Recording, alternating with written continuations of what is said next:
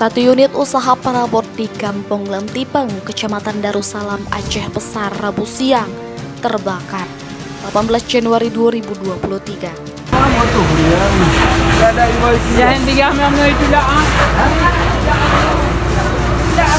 Akibat kebakaran tersebut, usaha perabotan milik Dharma Effendi, 36 tahun yang berkonstruksi kayu itu mengalami rusak berat. Kalak Sabah dan Penanggulangan Bencana Daerah Aceh Besar Ridwan Jamil mengatakan, kejadian kebakaran itu diketahui setelah masyarakat setempat melaporkan melalui nomor emergensi. Ia mengatakan saat petugas tiba di lokasi kejadian perkara, api sudah membesar dan menghabiskan seluruh bagian bangunan. Untuk mengatasi agar api tidak merambat ke bangunan sebelahnya, pihaknya melakukan blokade api. Api yang begitu cepat menyebar dan menghabiskan bagian bangunan membuat harta benda milik korban tidak dapat diselamatkan.